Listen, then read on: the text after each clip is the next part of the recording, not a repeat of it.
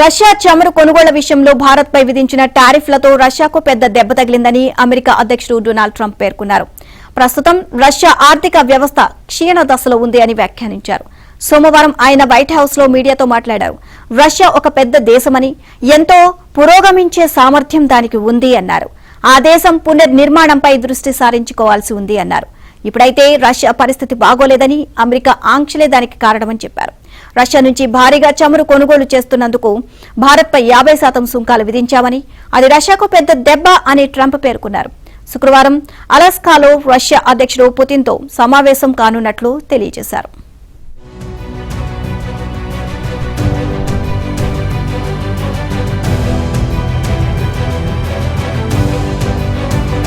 సోమవారం ఆయన white house లో మీడియాతో మాట్లాడారు.